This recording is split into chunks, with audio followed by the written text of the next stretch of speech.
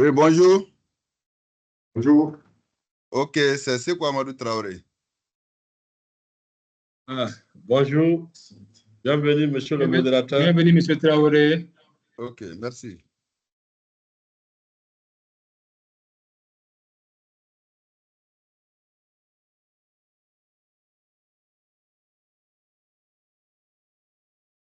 Bonjour, monsieur Traoré.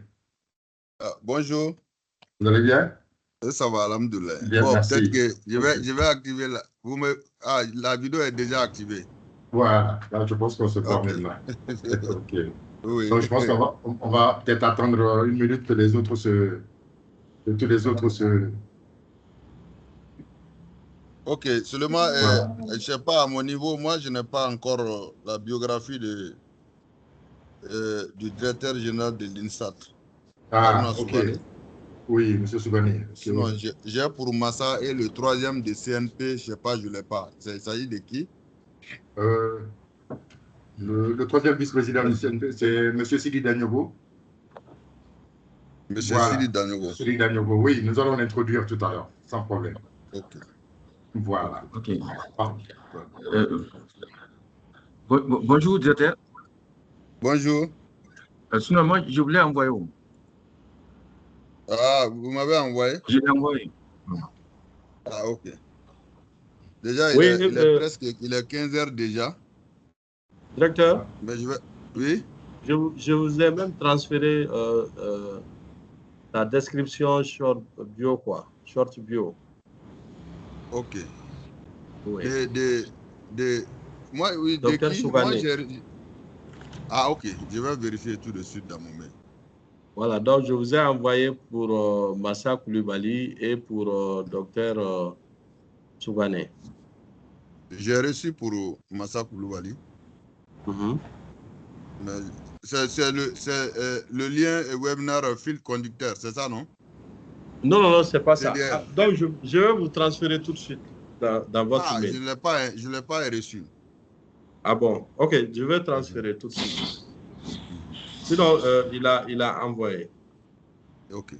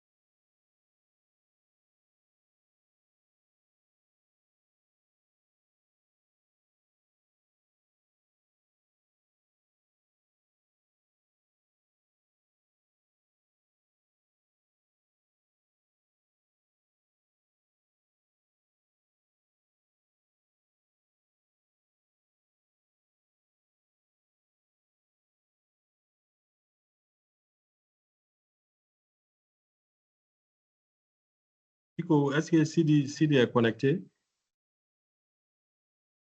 Je ne pense pas, je ne l'ai pas vu. Oumou, viens, tu m'imprimes ça, quoi, rapidement. Amène la clé.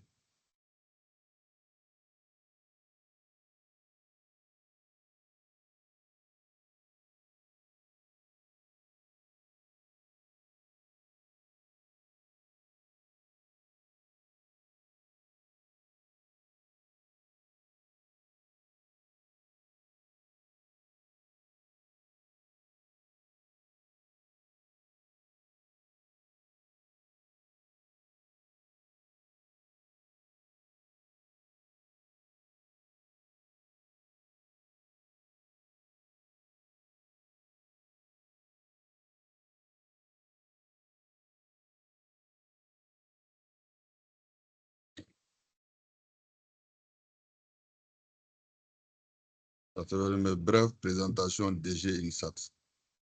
Brève présentation DG INSAT. Haruna Sukana. Attiré à la page clé.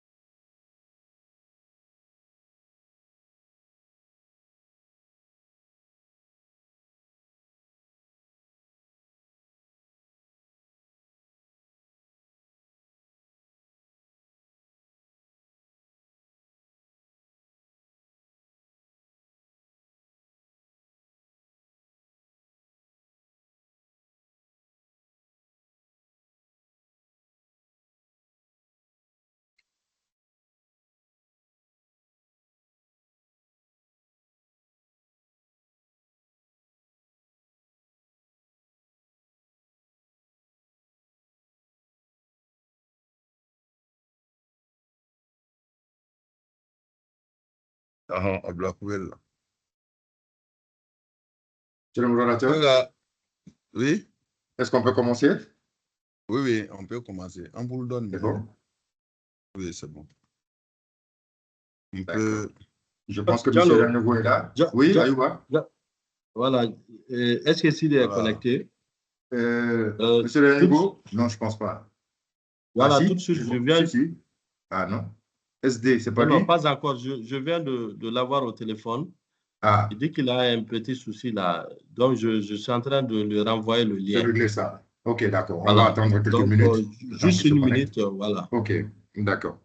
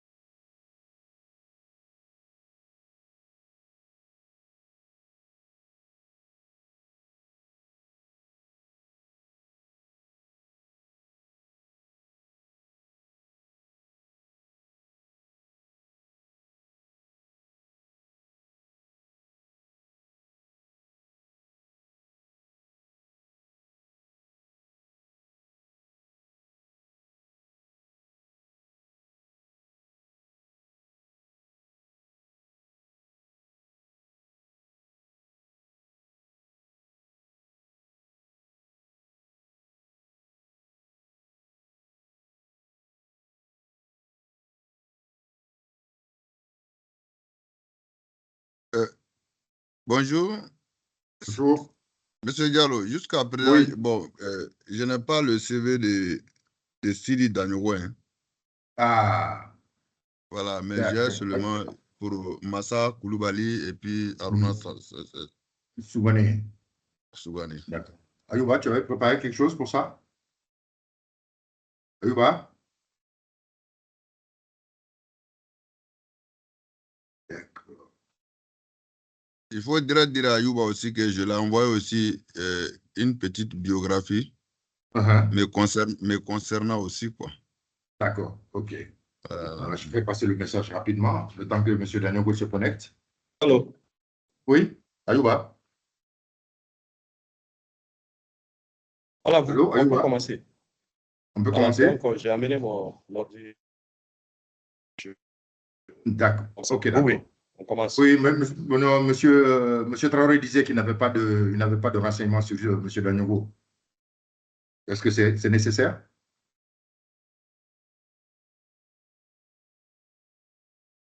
Je pense qu'on peut peut-être s'en passer. Ok. D'accord, ok. Il est déjà du corps, je pense qu'il n'y a pas de Oui, problème. lui, il est déjà de la maison. De toute façon, il fera son intervention dans quelques minutes. Donc, avec votre permission, M. Traoré, nous allons commencer le webinaire. Ok, merci. On peut Voilà. aller. D'accord, ok. Merci beaucoup. Merci à tous. Bonjour à tous. Bienvenue dans ce webinaire du CNPM consacré aujourd'hui au recensement général de la population. Quel enseignement pour notre économie? Donc, aujourd'hui, nous aurons comme modérateur M. Dr Amadou Sékou Traoré, qui est le directeur national de la population, et comme panéliste, le Dr Aruna Sougane, directeur de l'INSTAT, et comme panéliste encore M. Moussa Koulibaly, qui est économiste. Donc, l'agenda de ce webinaire se présente comme suite. Donc, il y aura, après ce petit mot-là, le mot de bienvenue du troisième vice-président du Conseil national du patronat, M. Sidi Danyogo. Donc, ensuite, on passera la parole à M. Traoré pour commencer à rentrer dans le vif du sujet et voilà, pouvoir dérouler le contenu de ce webinaire. Donc, avec votre permission à tous, sans plus tarder, je vais demander à M. Sidi Danyogo de prononcer son mot de bienvenue. M. Danyogo? M. Danyogo est-il là?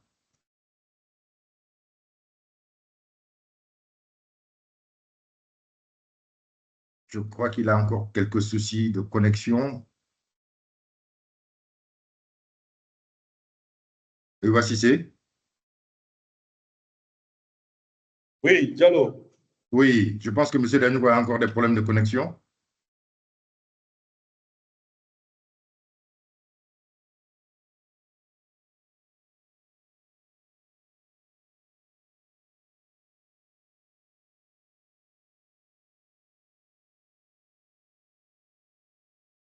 M. Danyogo?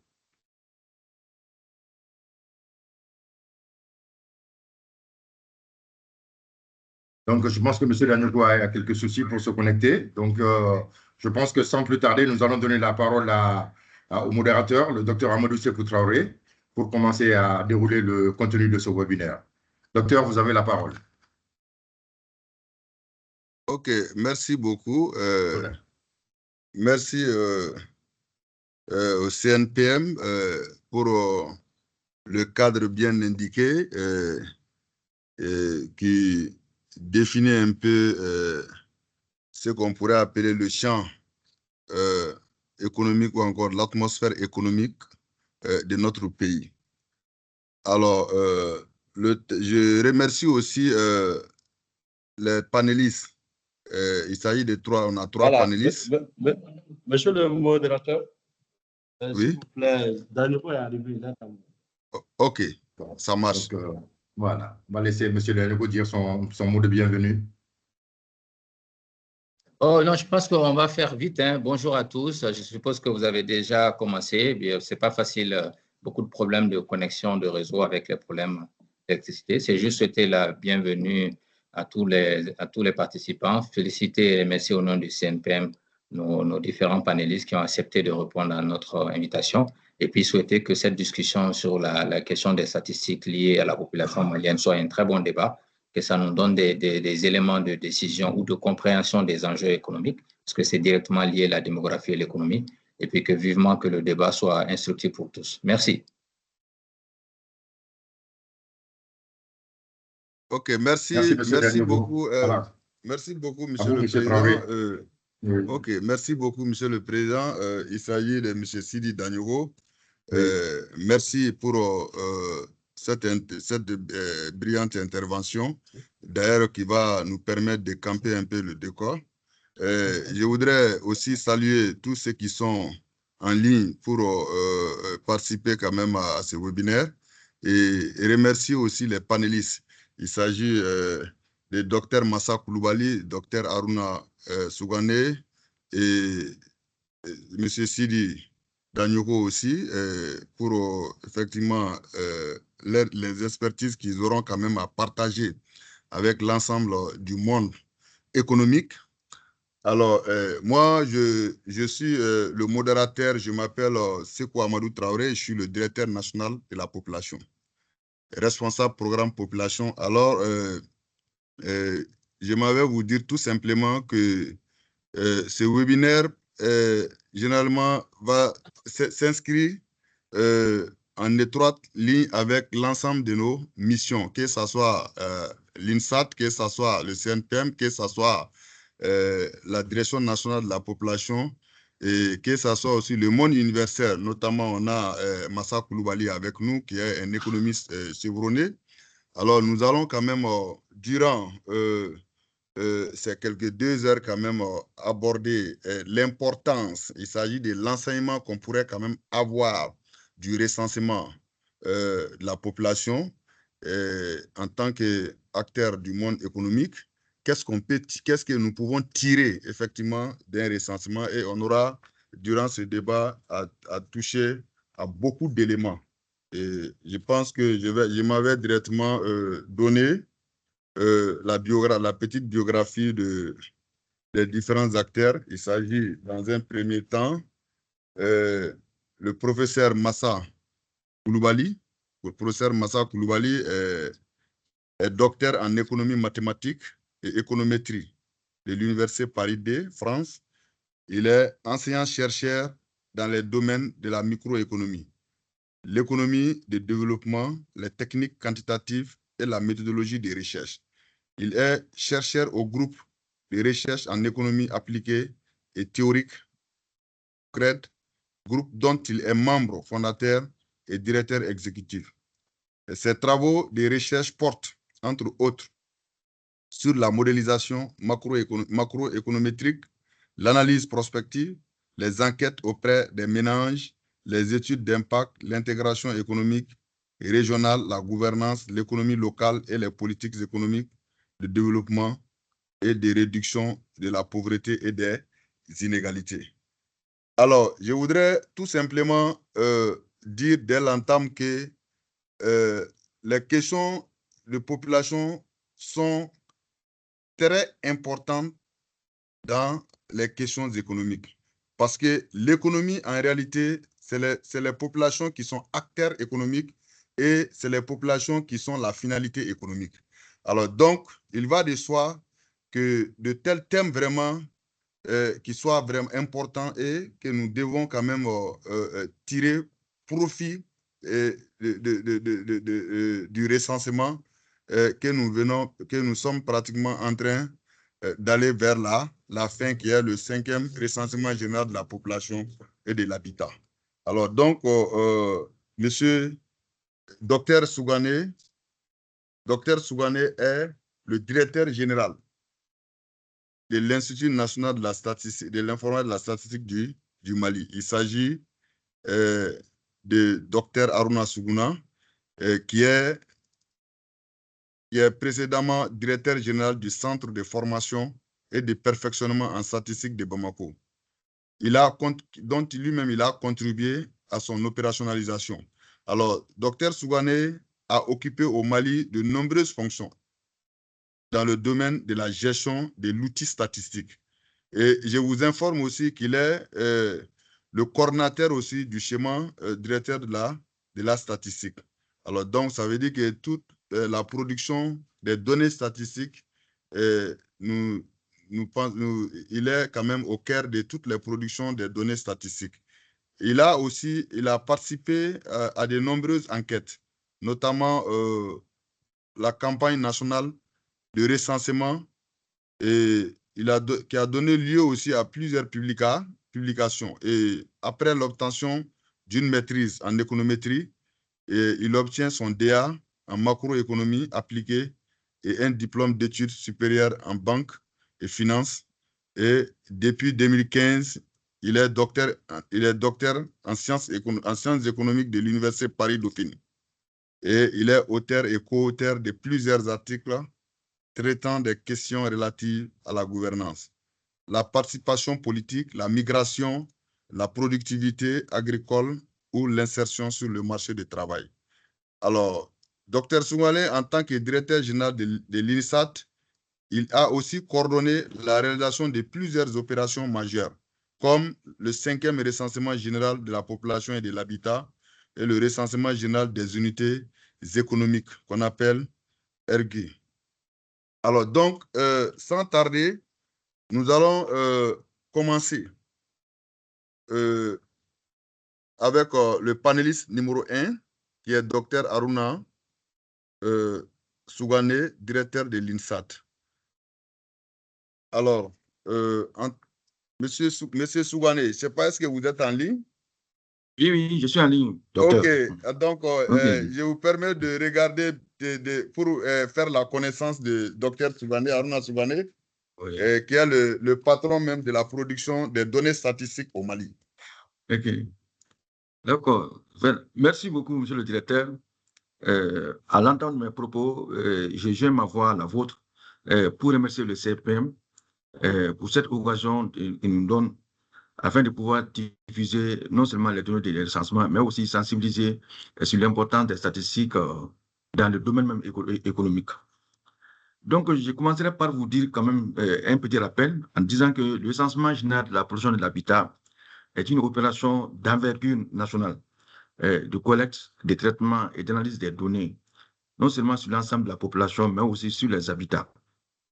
C'est l'opération majeure dans le domaine de la statistique qui permet d'avoir des informations démographiques, économiques, sociales et culturelles jusqu'au niveau le plus fin, c'est-à-dire les villages, les quartiers et les fractions nomades.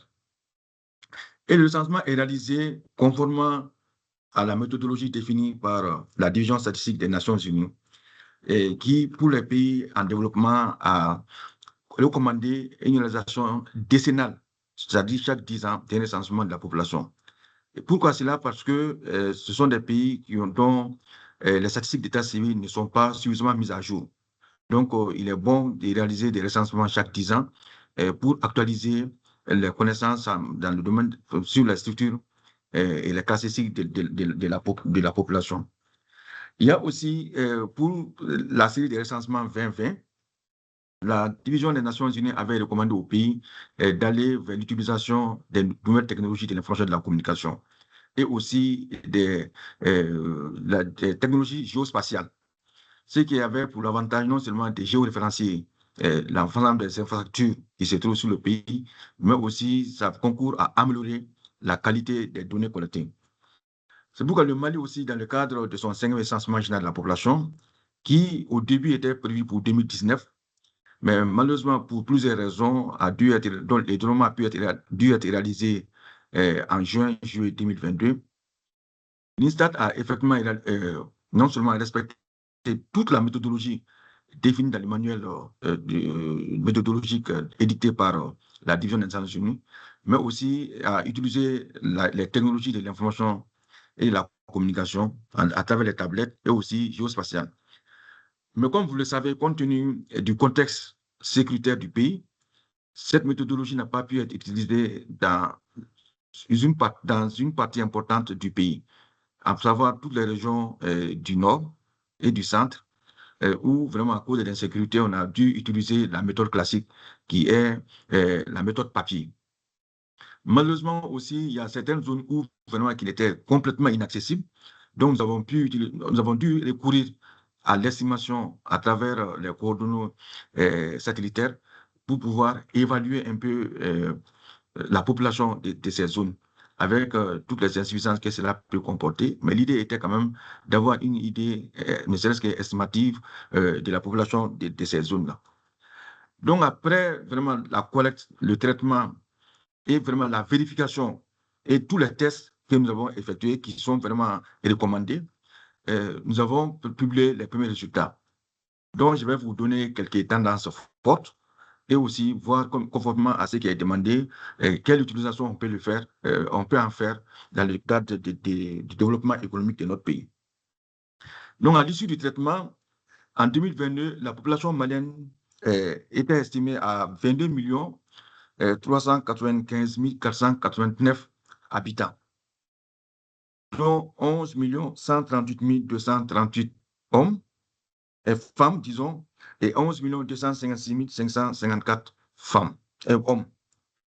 Donc, vous allez vous rendre compte tout de suite qu'il y a d'abord une première tendance qui se dégage, c'est que nous avons maintenant 49,7% des femmes, contrairement à tous les autres recensements où nous avions plus de femmes que d'hommes. Le dernier recensement, on avait 50,4% de femmes et 49,6% d'hommes.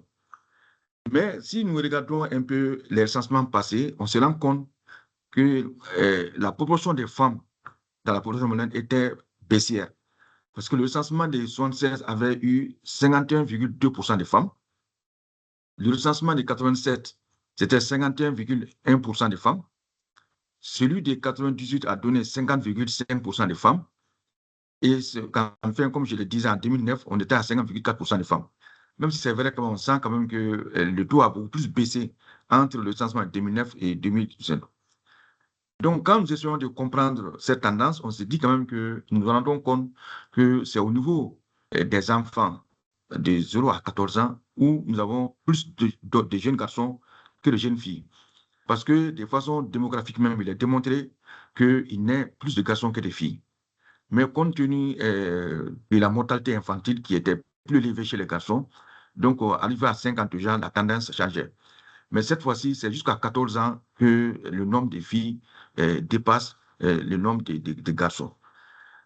La deuxième explication que nous avons trouvée, c'est que aussi au nord, compte tenu, parce qu'on voit aussi c'est dans les régions du nord et du centre, là où il y a l'insécurité, que le taux de masculinité est très élevé. Ça veut dire que probablement, parmi les populations déplacés, disons les réfugiés, donc les Maliens qui sont sortis du territoire, il y a plus de femmes que d'hommes. Donc les femmes sont beaucoup plus sorties, ce qui explique en partie ça. Mais je crois que les démographes doivent prendre le relais pour vraiment mieux analyser cette tendance. La deuxième tendance forte que nous avons observée, c'est que le taux de croissance intersagittaire, c'est-à-dire qui fait le taux de croissance moyen annuel entre deux recensements, est de 3,3% en 2022. Là aussi, parce que jusqu'en 2022, ce taux était vraiment en hausse. Parce que le recensement de 2076, on était entre 76 et 87, on était à 1,7. Entre 87 et 98, on était à 2,2. Entre 98 et 2009, on était à 3,6. Et c'est la première fois que ce taux aussi baisse, probablement dû aux différentes campagnes de sensibilisation et la politique des populations, de planning familial et autres qui sont mises en œuvre pour l'espacement des naissances. En dehors de ces deux faits marquants, on se rend compte quand même que la structure de la population est presque restée la même que précédemment, parce que la population malienne reste très jeune. Nous avons 50%, 53,6% des Maliens qui ont moins de 17 ans, donc qui sont de la tranche d'âge 0,7-17 ans. Ce qui montre quand même la forte jeunesse de la population malienne. Je vais aussi préciser que dans le cas du recensement, nous définissons 3 types de populations. Il y a un premier groupe de populations qui vivent dans les ménages, que nous appelons ménages ordinaires, c'est-à-dire de façon ordinaire. Et dans ces ménages ordinaires, où le recensement a dénombré 2 295 655 ménages ordinaires sur l'ensemble du territoire national. Mais il y a 2 autres groupes de personnes qui vivent soit dans la rue, que nous appelons la population flottante. C'est des gens qui n'ont pas de domicile fixe ou qui habitent Ça peut être des malades, ça peut être aussi des gens qui sont dans la rue, avec le développement social que nous dénombrons. Mais il y a aussi des gens qui vivent dans ce que nous appelons les ménages collectifs, que ce soit les prisons, les internats ou autres lieux publics où les gens hébergent. Là aussi, mais là, pour ces deux catégories, il y a juste un questionnaire léger qu'on utilise juste pour avoir leur nom. Mais pour ce qui concerne les autres caractéristiques, c'est sur les ménages, les personnes vivant sur les ménages.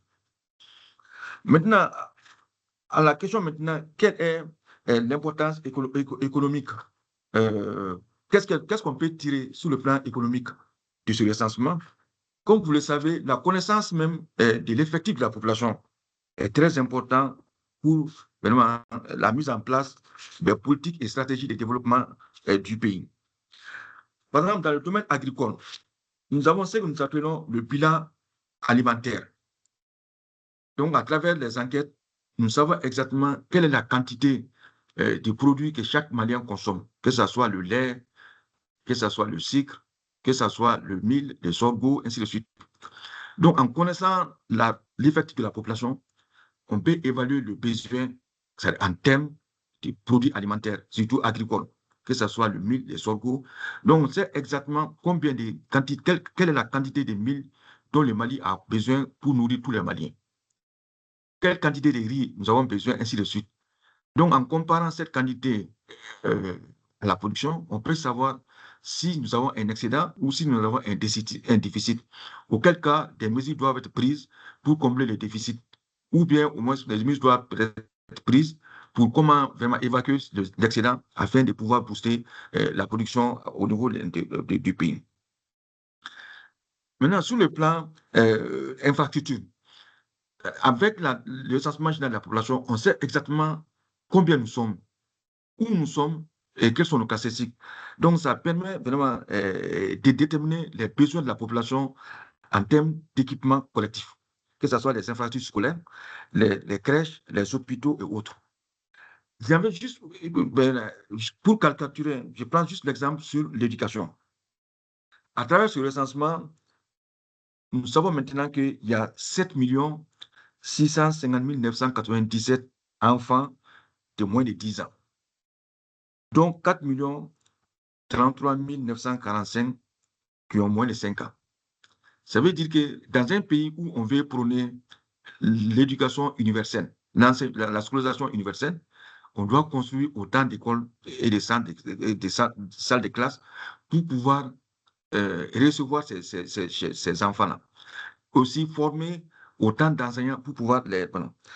Donc, quand nous essayons de regarder la littérature, on voit que dans les pays de l'OCDE, il y a en moyenne 26 élèves par classe et qui passent de 16 au Luxembourg à 32 en Corée du Sud.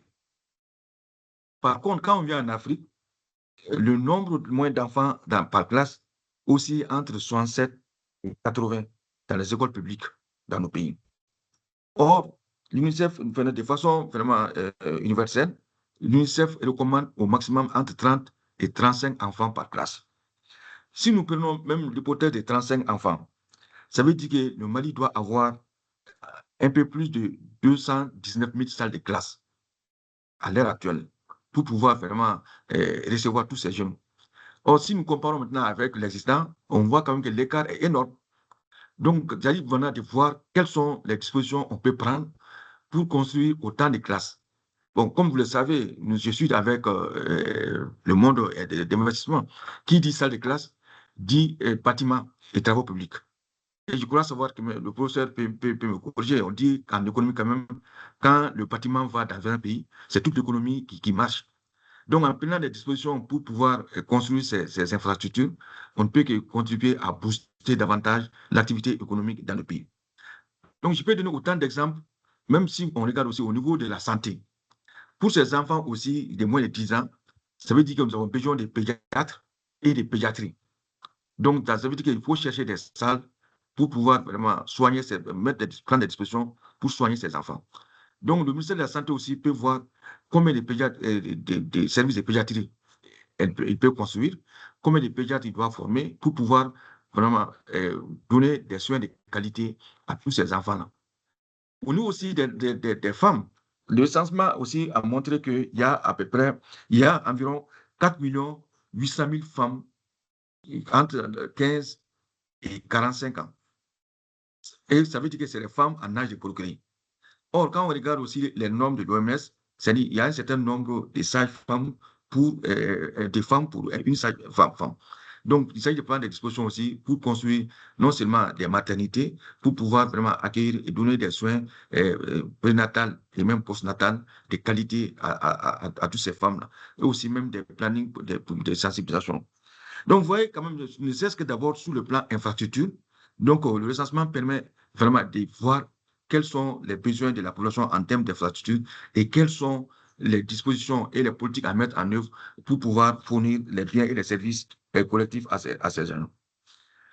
Maintenant, un autre point, c'est comme on est dans le monde des affaires, le marché compte beaucoup. Donc, avec l'effectif de la population, donc on a une idée du marché, du poids du marché dans le pays. Parce que surtout quand on connaît les caractéristiques de la population, on peut savoir quels sont les points de vente ou bien des besoins de la population. De telle sorte que un autre point, c'est le fait même que cette population constitue une main-d'œuvre pour les entreprises. Mais il faudrait-il quand même que cette main-d'œuvre soit qualifiée. Donc, quelle politique mettre en place pour vraiment former cette main-d'œuvre afin de pouvoir vraiment satisfaire aux besoins à main-d'œuvre des entreprises. Un autre point, ça c'est vraiment par rapport même à l'écoulement des produits. Comme je l'ai dit, les hommes étant des consommateurs, donc ça permet vraiment d'équilibrer le marché entre les prix et les biens et à travers l'offre et la demande. Donc, plus la population atteint un certain niveau, quand même, les industriels ont la possibilité de connaître exactement le poids du marché et voir quelles sont les activités ou bien quels sont les produits à mettre sur le marché afin de pouvoir satisfaire les besoins de cette faune. Maintenant, ça, peut-être je vais ouvrir un peu le débat. C'est pour dire quand même qu'une forte croissance démographique n'est pas mal en soi, mais il s'agit de savoir bien encadrer afin de pouvoir réaliser et satisfaire les besoins de cette population-là. Pour ne pas être long, je vais finir par quelques difficultés. Vous savez, quand même, nous sommes dans un pays où, jusqu'à présent, le rôle de la statistique n'est pas assez bien connu. Parce que c'est cette population qui est aussi bien, non seulement bénéficiaire de nos enquêtes, mais aussi qui sont les fournisseurs de données. Mais malheureusement, nous nous rendons compte quand même qu'il y a beaucoup de réticences pour pouvoir donner les informations, surtout correctes, c'est-à-dire aux enquêtés. Donc, ça dit pour nous quand même, ça c'est une recommandation, de voir dans quelle mesure on peut sensibiliser davantage les populations sur le bien fondé de répondre et de façon correcte aux questionnaires afin de pouvoir disposer des données de qualité. L'une des difficultés ces dernières années, c'est vraiment l'insécurité. Comme je l'ai dit tantôt, à cause de l'insécurité, on a dû modifier un peu notre méthodologie pour pouvoir l'adapter au contexte. Or, avec la méthode CAPI, il est quand même unanimement reconnu que ça permet non seulement d'améliorer la qualité de la collecte, mais aussi de réduire les délais de publication des résultats. Or, avec l'insécurité, non seulement on a du mal à accéder à certaines zones, mais aussi on est obligé d'utiliser encore la méthode classique pour pouvoir avoir ces données-là. Donc, l'amélioration quand même de la situation sécuritaire peut contribuer à améliorer la collecte des données. Un autre problème est que quand même, il faut quand même une bonne couverture du territoire par Internet. Parce que qui dit méthode CAPI dit vraiment utilisation de l'Internet. Parce que les données sont envoyées directement sur un serveur et via l'Internet.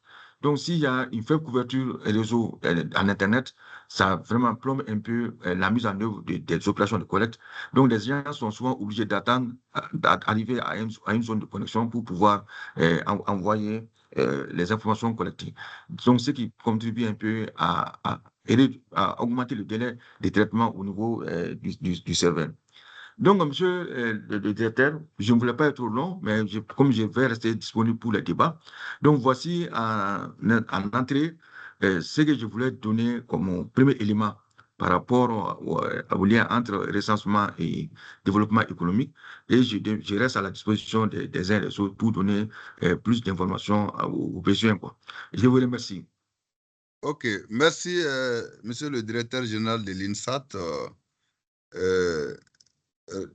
pour vraiment cette brillante présentation. Je pense que je ne vais pas trop m'appesantir sur les éléments communiqués, mais je vais en 1 minute ou 2 minutes ramasser un peu l'essentiel de votre communication. Dans un premier temps, Dr Sougané a situé le recensement dans son contexte. Alors, donc, il a d'abord défini le recensement général de la population et de l'habitat. Et ensuite, il a donné aussi son utilité, et ainsi que ses liens avec le système des Nations Unies. Alors, donc, comme il a si bien dit, le recensement, généralement, c'est périodique.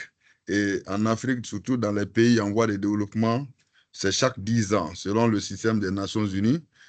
Et cela s'explique par le fait que nous ne disposons pas effectivement d'un système de collecte quotidien ou bien encore quotidien systématique qui puisse répondre effectivement au comptage de nos citoyens. Alors donc, ensuite, il a aussi parlé des raisons qui ont fait que le recensement a été décalé de 2019 à 2022. Il a aussi parlé des difficultés, mais qui ont été surmontées. Et cela s'explique par le fait qu'il dispose d'une expérience avérée quand même sur les questions de recensement. Et vous-même, vous le savez autant que moi, supposé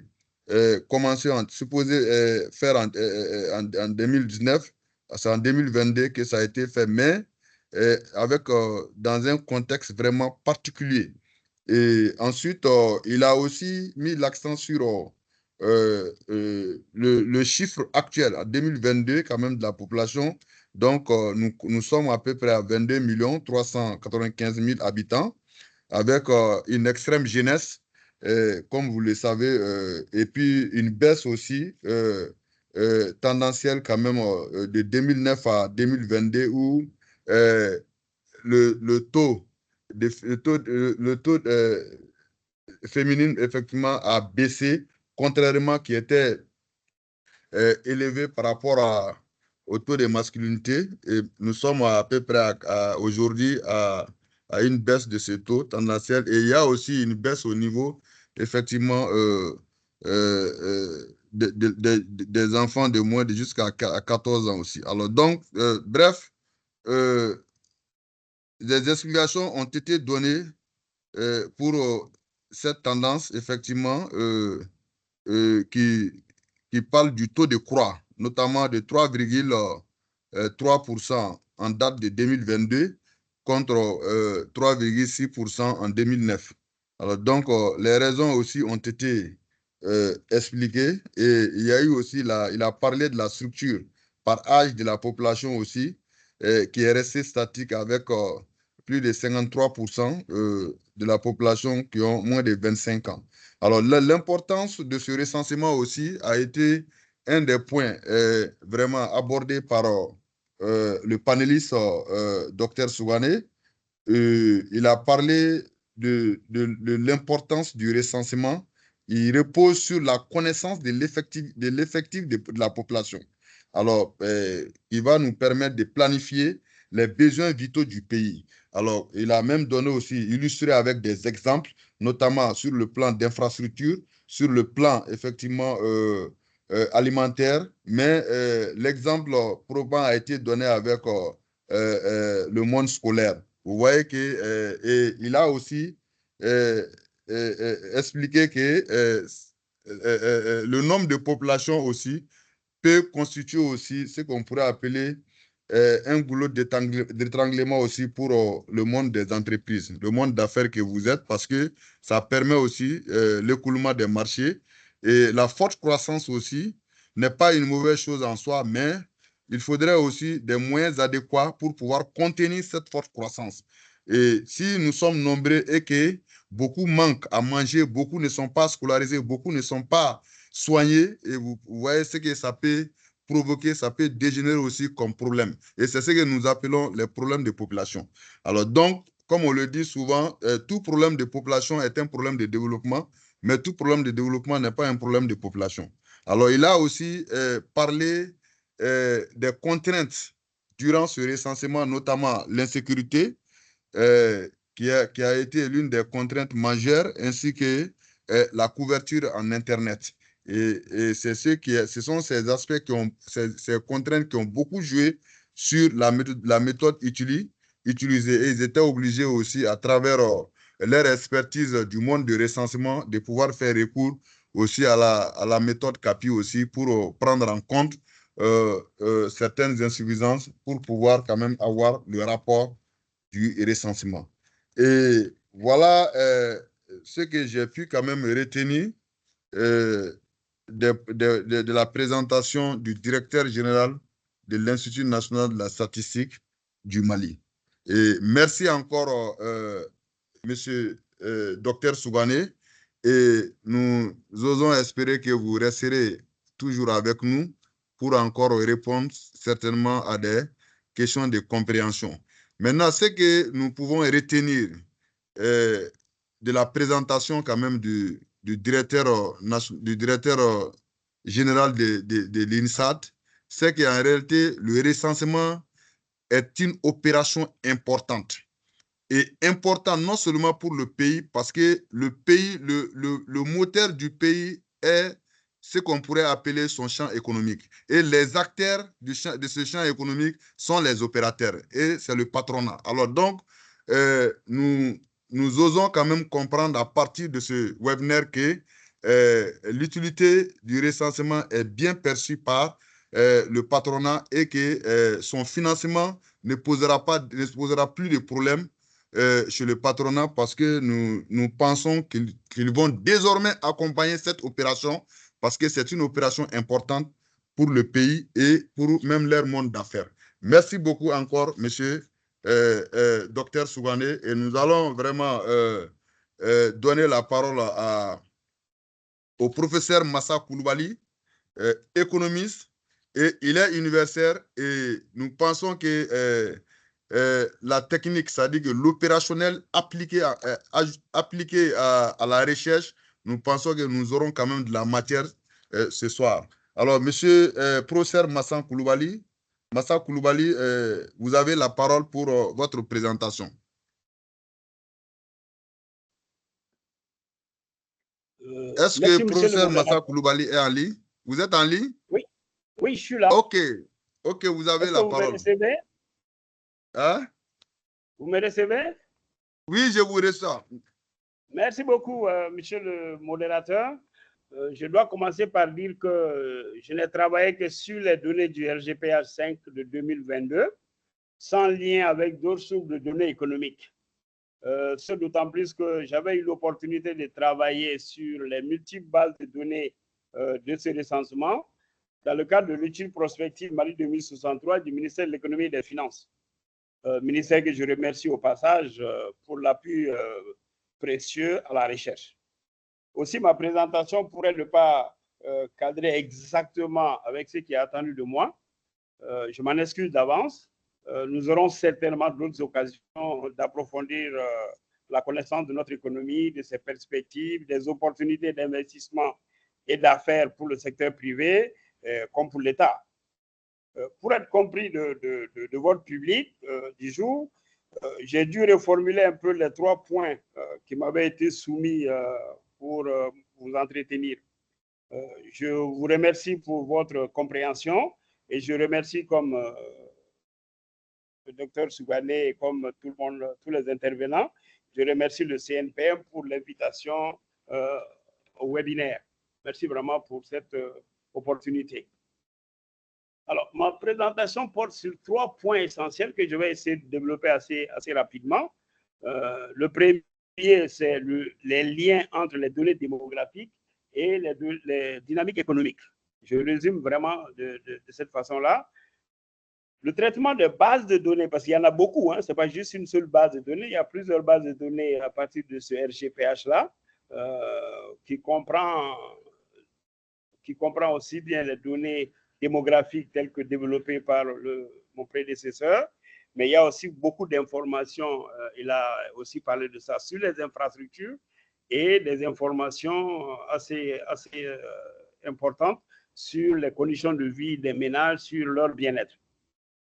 Alors, tout cela permet de dégager non seulement les caractéristiques socio-démographiques des populations, mais aussi, ce qui nous intéresse dans ce premier point-là, les positions de ces populations par rapport à l'éducation et au marché du travail. Ces deux points me paraissent importants parce que l'éducation, c'est un élément important quand même de capital humain, un élément important des ressources humaines. Et les ressources humaines, c'est quand même un des facteurs clés, non seulement pour la croissance, pour le développement, mais pour que les entreprises puissent fonctionner normalement. Le marché du travail, c'est tout aussi important parce que c'est en réalité, si on regarde de près, avec autant de jeunes diplômés ou peu diplômés ou pas du tout diplômés, le marché du travail va connaître une certaine surchauffe qu'il va falloir essayer de résoudre. Alors, rapidement, sur l'éducation, le Mali a une caractéristique assez particulière, c'est qu'on a encore peu de gens qui ont fréquenté l'école. Bon, de plus en plus, il y en a qui fréquentent, mais quand on fait la somme de toute la population à partir de 2022, on constatera que seulement 20% des populations ont fréquenté une quelconque école, ce qui me paraît assez faible. Et on a 64% de Maliens qui n'ont jamais fréquenté une école. Et on a, même si parmi ceux qui ont fréquenté, il y a quand même 15% qui l'ont abandonné après l'avoir fréquenté. Ça, c'est des éléments assez inquiétants. Alors, rapidement, sur le marché du travail, je vais revenir sur l'éducation un peu en détail pour regarder les statistiques du recensement un peu par région et d'autres caractéristiques. Sur le marché du travail, on s'intéresse là-bas aux populations de 15 ans et plus. On ne s'intéresse pas aux enfants de 0 à 14 ans. Sur cette population de 15 ans et plus, qu'on appelle la population en âge de travailler, cette tranche représente 53% quand même de la population totale. Ça fait un peu plus de 11 millions de personnes. Ça veut dire que le Mali a quand même une majorité de personnes adultes sur les enfants. Ça, c'est un élément important du dividende démographique dont on pourra peut-être parler. Sur cette population en âge de travailler, on a, ça se décompose de la façon suivante. On a 23% qui sont en emploi. Donc, c'est 23% des 53% de la population qui ont un emploi. On a un taux de chômage strict assez faible, mais tout le monde comprendra dans le contexte du Mali pourquoi c'est comme ça. On est à peu près à 1% de chômage strict, c'est-à-dire les personnes qui n'ont pas d'emploi, mais qui sont à la recherche active d'un emploi et sont disponibles à occuper l'emploi qu'on leur offrirait. Donc, ça veut dire qu'on a une part importante de la population qui est hors main-d'œuvre. Parce que la main-d'œuvre, c'est la population en emploi plus les chômeurs. Donc, au total, on aura 24% des 53% de la population totale. Ça veut dire qu'il reste beaucoup encore de ces 53% qui sont hors main-d'œuvre. Parmi cette population hors main-d'œuvre, on a une part relativement importante qu'on appelle la main-d'œuvre potentielle, c'est-à-dire c'est les gens, en gros, moi je résume ça toujours, hein, que c'est en fait les gens qui ont un travail mais qui n'ont pas d'emploi. C'est-à-dire vous travaillez mais vous n'avez pas de rémunération pour ce travail-là. Et ça, c'est une situation, une position sur le marché du travail qu'on retrouve très souvent chez les femmes qui s'occupent des travaux domestiques non rémunérés, mais normalement qui sont disponibles à occuper un emploi si on leur offrait un emploi. Donc ça veut dire qu'on a une population à côté qui pourrait être relativement facilement enrôlée sur le marché du travail. Au-delà de ce taux de chômage de seulement 1% au sens strict, on a quand même un taux de sous-utilisation de la main-d'œuvre au Mali qui atteint les 23%, selon les données de ce RGPH 2022. Donc, c'est là, sans tenir compte encore du temps de travail qui peut être partiel, mais partiel involontaire. Parce que le temps de travail partiel involontaire est un élément aussi de sous-utilisation de la main-d'œuvre. Donc, on est en train de parler des personnes qui n'ont pas d'emploi, qui peut-être ne sont plus à la recherche active d'un emploi, mais qui restent disponibles pour occuper un emploi si on leur offrait un emploi. Alors, si je regarde un peu je reviens un peu sur l'éducation. Je disais tantôt qu'on a jusqu'à 64% quand même de la population qui n'a jamais fréquenté une école. Bon, ça s'observe un peu dans toutes les régions. Il n'y a pas de particularité régionale importante, sauf le district de Bamako, hein, où ce taux est de 36%. Ça me paraît aussi élevé, non pas comparativement aux régions, mais comparativement peut-être à d'autres capitales en Afrique ou même en Afrique de l'Ouest seulement. Alors, ce qui peut être intéressant, c'est les raisons de non-fréquentation scolaire. Je regarde un peu rapidement le tableau que j'ai sous les yeux. Un élément important, c'est l'absence d'école. Donc ça doit être un problème qu'il faut adresser assez rapidement. L'absence d'école est couramment et plus souvent rencontrée dans les régions du Nord ou à Mopti, dans d'autres régions, mais c'est assez problématique. Pour ce qui est de l'abandon scolaire, ça c'est un phénomène assez important à Taoudéné, Ménaka, peut-être comme le disait M. Soubané, peut-être pour des raisons sécuritaires. Maintenant, on remarque aussi que, bon, même ceux qui vont à l'école, très peu ont obtenu un quelconque diplôme, hein, parce qu'ils sont 55% quand même à n'avoir obtenu aucun diplôme. Maintenant, ça c'est une situation relativement inquiétante qu'on peut regarder par région, parce que les taux sont relativement très élevés dans certaines régions. Aucun diplôme, comme à Nioro par exemple, comme à Kidal, je les cite comme ça, sans stigmatiser une quelconque région. C'est un peu plus faible quand même à Bamako, ça c'est normal, mais quand même 43% même à Bamako, des gens qui ont été à l'école qui n'ont obtenu aucun diplôme, c'est assez fort. Maintenant, sur le marché du travail, je disais tantôt que le taux de chômage strict de seulement 1% est quand même beaucoup plus important dans certaines régions, comme à Gao, Kidal, où ça dépasse les 1%. À Douanza, ça les dépasse largement. Et comme il fallait s'y attendre aussi, ça dépasse à Bamako. Le taux de sous-utilisation de la main-d'œuvre, donc qui est de 23% dans l'ensemble, est quand même beaucoup plus élevé dans les régions comme Gao et Nara, peut-être pour des raisons qu'on peut facilement imaginer. Pour conclure sur ce premier point-là, je crois qu'on devrait assister au moins à un triplement de la population actuelle à l'horizon des 4 prochaines décennies. Ce qui pose quand même des défis importants dans les domaines de l'éducation, de la migration, de la protection sociale et de la protection des personnes vivant avec un handicap. Le handicap est aussi un élément suffisamment renseigné dans le RGPH. Et ça pose aussi des défis dans le domaine de la répartition spatiale de la population et donc le peuplement du territoire. Je crois qu'on reviendra sur ça dans le dernier point sur les inégalités. Et ça pose de sérieux défis sur le marché du travail, singulièrement le chômage et la sous-utilisation de la main-d'œuvre, et encore une fois, qui touche beaucoup plus les jeunes. Avec votre permission, je passe au deuxième point que j'ai reformulé légèrement, c'est les données du RGPH et les besoins futurs en infrastructures, services sociaux et main-d'œuvre. Bon, je crois qu'on a beaucoup plus traité la main-d'œuvre dans le premier élément. Donc, je vais me limiter un peu aux infrastructures et services sociaux.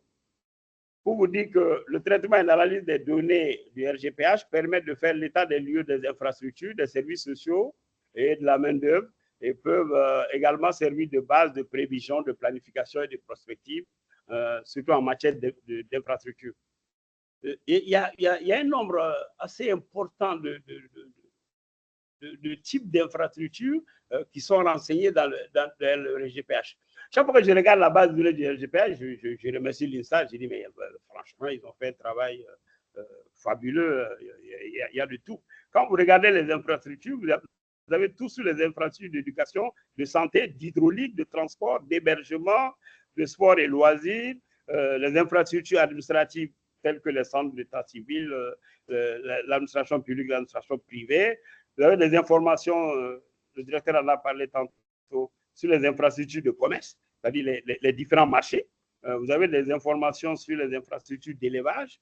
Il s'agit de postes de contrôle vétérinaire, de parcs de vaccination, d'abattoirs, de marchés à bétail et autres centres de collecte de lait. Vous avez les infrastructures d'information et de communication. C'est un point assez important et bien renseigné dans le RGPH. Et vous avez bien sûr d'autres infrastructures suffisamment renseignées, telles que les infrastructures d'hébergement, l'hôtellerie, la restauration, les infrastructures de culte. Tout cela est vraiment bien renseigné dans le RGPH. Pourquoi ce point est important? Il est important parce que les infrastructures que nous avons à l'heure actuelle ou que nous avons dénombrées en 2022 sont les infrastructures peut-être pour les besoins de la population du moment. Donc, si on veut que les Maliens vivent comme en 2022 tout le temps, il faut tenir compte de l'accroissement de la population. Donc, il faut investir dans ces infrastructures juste pour maintenir le niveau de vie des Maliens de 2022. Vous vous rendez compte tout de suite que si on veut améliorer le niveau de vie des Maliens, au-delà de ce qu'on a connu en 2022, il faut investir un peu plus, sinon il faut investir beaucoup plus que le simple taux d'accroissement de la population. En tout cas, business as usual, là, nous oblige déjà à faire des investissements assez conséquents dans les infrastructures sans même améliorer significativement le niveau de vie des Maliens. Alors, je vais citer quelques chiffres quand même sur les infrastructures. En 2022, on a les infrastructures scolaires, sanitaires, pharmaceutiques, etc. Et on a fait le décompte. On avait comme infrastructure scolaire, donc toute école confondue, 16 292 unités. Et ces 16 292 unités sont inégalement réparties sur le territoire, avec des proportions relativement importantes à Bamako, Bougouni, Ségou et Koulikoro. Les autres, c'est des proportions relativement faibles. On peut faire la même chose pour tous les types d'infrastructures. Infrastructures sanitaires, au total, on en a pour 4000 et quelques. Mieux présentes à Bamako encore, Bougouni et Koulikoro. Et les infrastructures de loisirs, on en a pour 3000 à peu près, surtout à Kaï, Koulikoro, Bougouni et toujours Bamako, bien sûr. On fait toujours en tête en ce qui concerne les infrastructures. Si on regarde les écoles, donc les infrastructures scolaires, c'est par type d'école. Hein. Le RGPH renseigne en termes d'écoles coraniques, d'écoles publiques, d'écoles privées, d'écoles catholiques, protestantes, etc. Je crois que ça vous intéresse beaucoup plus l'état des écoles privées. Donc, les nombres qu'on a ici correspondent aux besoins des enfants enrôlés à l'école. Or, on sait que ces enfants enrôlés à l'école ne représentent déjà pas la totalité des enfants du Mali, les enfants scolarisables du Mali. Donc, le Mali a déjà des enfants qui ne vont pas à l'école. Donc, le niveau d'infrastructure scolaire qu'on a ne correspond qu'à ceux qui y vont. Donc, déjà, il vous faut investir davantage si vous voulez que tout le monde y aille. Et si en plus, vous devez tenir compte de l'accroissement de la population, l'investissement devient encore plus important. Et là, le secteur privé est appelé à jouer un rôle important, que ce soit à travers des écoles privées ou que ce soit à travers le PPP, parce que les infrastructures scolaires, ce n'est pas juste les salles de classe des écoles, c'est aussi quand même des cités universitaires, c'est aussi beaucoup de structures qui accueillent les élèves, qui accueillent les étudiants, qui demandent beaucoup d'investissement. Et je crois que ça nécessite que tous les opérateurs puissent être conviés afin que cela puisse se réaliser dans de meilleures conditions. Les infrastructures sanitaires, ça c'est important parce que en 2022, le RGPH a compté 34 hôpitaux dans tout le Mali. Les 34 hôpitaux sont beaucoup plus à Bamako et Kaï. Bon, il y en a un peu à Koulikoro, Sigasso, Ségou, Mopti, Gao, et un peu à Koutialas, et c'est tout. Bon, les autres, il n'y en a pas du tout. Les CCRF, il y en avait 57. Ce qui a un nombre relativement important, c'est les CESCOM. On a quand même jusqu'à 1600 CESCOM, avec une plus forte proportion à Kaï et Koulikoro. Et on a aussi les cliniques. Les cliniques, c'est un peu le propre de Bamako et de Bougouni, et un peu aussi à Sigasso. On y trouve des cliniques. C'est un total de 338 cliniques. Donc, c'est important. On a des cabinets médicaux, ça fait 900 à peu près. Voici la situation un peu de ces infrastructures. Les infrastructures hydrauliques, bon, on peut passer là-dessus. C'est un peu les bornes fontaines, les forages publics. il y en avait 10 000 forages au total au Mali en 2022.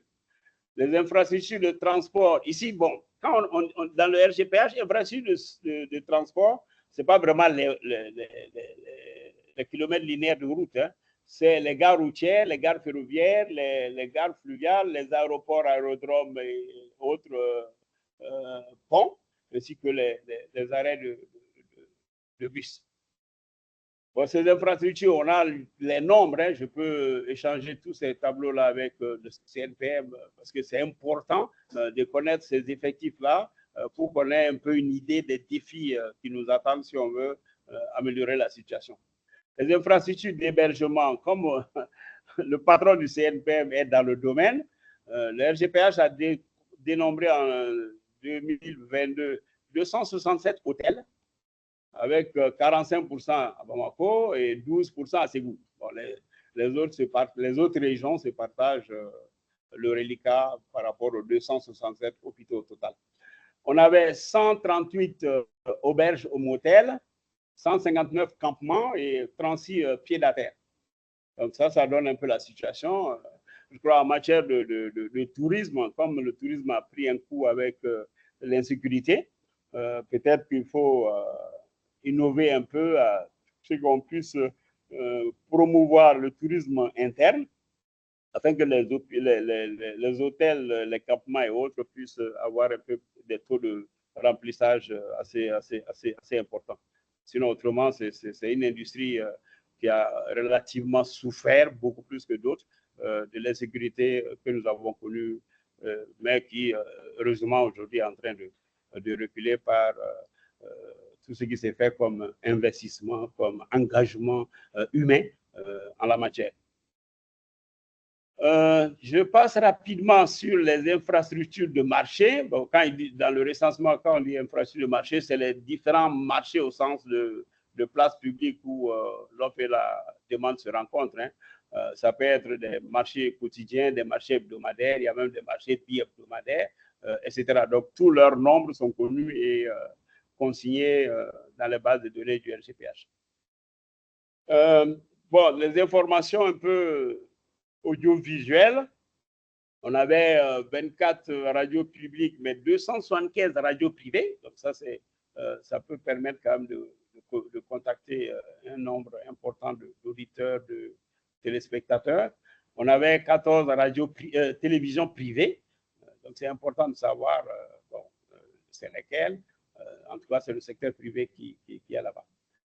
Les infrastructures de culte, il y en a beaucoup, mais ce n'est pas trop important que je m'appesantis là-dessus. Sauf que j'ai une vieille idée qui est de dire qu'il faut que les infrastructures de culte soient un peu plus polyvalentes si leur temps d'usage n'est pas trop important, afin que d'autres besoins sociaux puissent y être accomplis. Mais bon, je ne reviens pas trop sur ça parce que le sujet est extrêmement sensible et je ne veux pas apparaître comme quelqu'un qui touche à des sujets sensibles pour provoquer. En conclusion, sur ce deuxième point, c'est si l'accroissement de la population se poursuit, même autour de la longue période, parce que le directeur a dit qu'on a un taux de croissance qui était faible au départ, qui a augmenté, mais qui commence à baisser. Mais sur la longue période, depuis 1976, c'est quand même à peu près 2,8%. Même si on doit continuer à ce taux, je rappelle que le taux de 2022 est supérieur à ce taux. À ce niveau-là, le pays devrait investir dans les infrastructures et services sociaux de base, particulièrement l'éducation et la formation professionnelle, la santé, l'hydraulique, le transport, y compris le transport urbain, les sports et loisirs et les technologies de l'information et de la communication.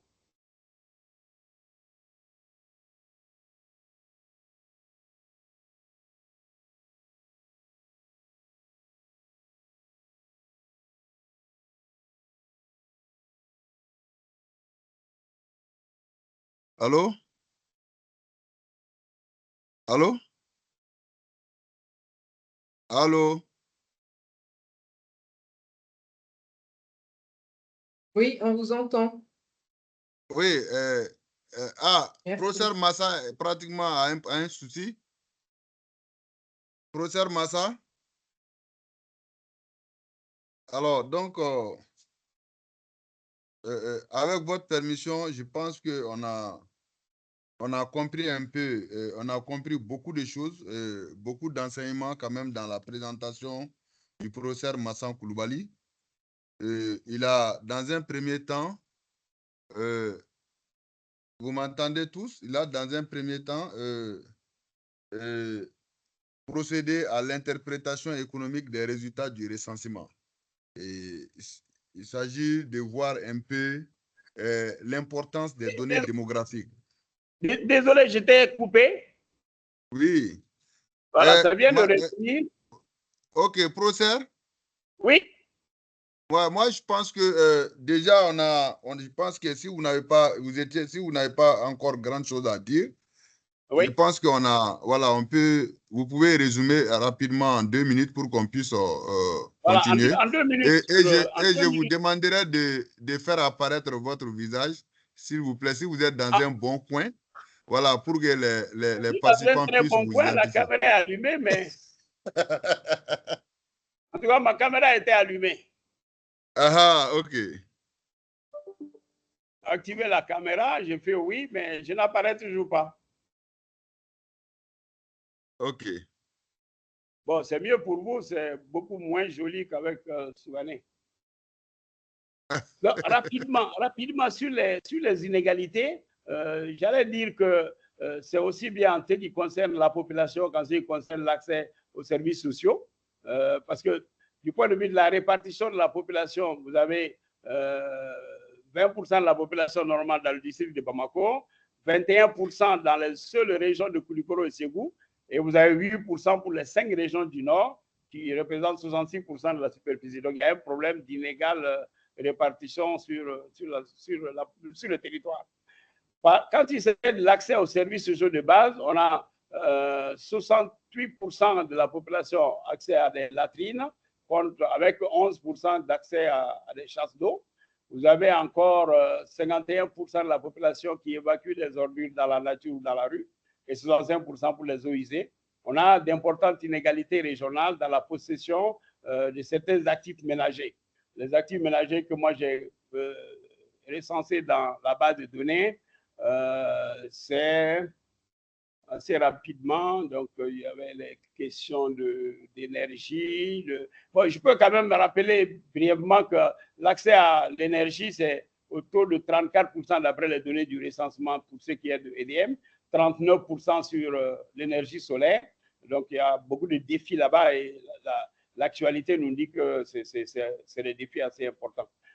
Dernier point, rapidement, sur les actifs, c'est les moyens de transport. Ce qui est intéressant là-bas, c'est regarder un peu, non pas juste les nombres, hein, sinon, bon, si le nombre vous intéresse, le Mali avait 2 millions de motos en 2022, 1 400 000 vélos, 280 voitures. Je crois par région, en termes d'inégalité, ce qui est important, c'est regarder le nombre d'habitants par moyen de transport. Le nombre d'habitants aussi par appareil électroménager, qu'il s'agisse de ventilos, de réfrigérateurs et autres biens de commodité. On a aussi le nombre d'habitants par appareil TIC, le nombre d'habitants par téléviseur, par exemple, par téléphone, etc. Ça, c'est des points importants. En conclusion, si l'accroissement de la population se poursuit, le pays devrait investir ici quand même dans beaucoup de domaines encore importants, tels que je l'ai tantôt rappelé, les sports, les loisirs, la santé, l'éducation, la formation professionnelle. Je vous remercie pour votre aimable attention. Ok, merci beaucoup. Merci beaucoup, professeur Massa Coulibaly.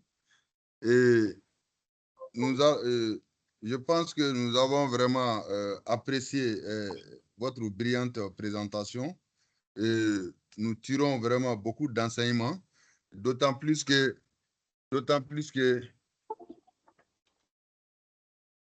je suis en réunion.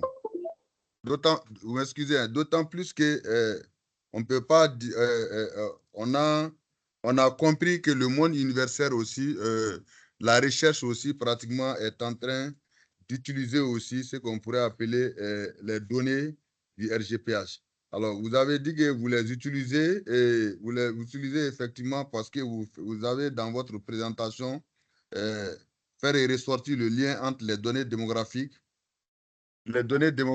et, vous m'excusez, hein.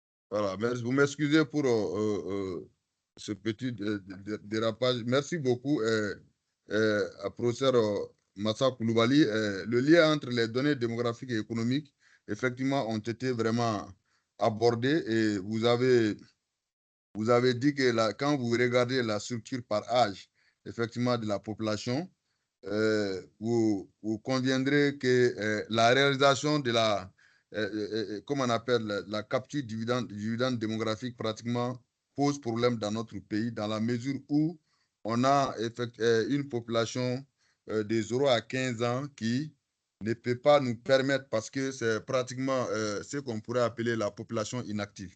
Et cette population inactive, pratiquement, a une grande proportion dans notre structure par âge de la population, y compris plus de 65 ans aussi, qui pratiquement ne peut pas nous permettre aussi d'accéder facilement à la capture du dividende démographique. Et pourtant, la capture du dividende démographique, en termes clairs, veut dire tout simplement que c'est le bénéfice que nous pouvons quand même avoir sur notre structure par âge de la population. Alors, cela sous-entend que nous devons avoir le maximum de populations qui puissent vraiment être actives au détriment des populations inactives. Et je pense que vous l'avez exposé dans votre présentation. Vous avez mis l'accent sur le taux de chômage qui est assez faible et la proportion hors main-d'œuvre qui est à 23%. Et cela indique le taux de sous-utilisation de la main-d'œuvre, effectivement, dans notre pays. Et ça peut aussi faire profiter aussi au patronat. Ensuite, vous avez mis l'accent aussi sur l'alphabétisation qui est à 64%, l'analphabétisation qui est à 64%. Et c'est très important aussi de signaler que les raisons vous avez signalé les raisons de la non-fréquentation scolaire qui est due effectivement au fait qu'il y a un manque d'infrastructures scolaires dans beaucoup d'endroits de notre pays, notamment dans certaines régions. Vous avez touché aussi le marché du travail. Et à Gao et Nara, effectivement, qui est très élevé contrairement aux autres localités. Et vous avez touché aussi le doublement de la population à l'horizon des décennies. Et lorsqu'on s'en tient quand même au taux de croix, qui est de 3,3%, et vous voyez que au bout de 50 ans, on aura combien? Il s'agit des projections. Et alors, plus la démographie, il y a un taux de croix démographique qui est élevé, il faudrait aussi penser à planifier ce qu'on pourrait appeler les besoins des populations.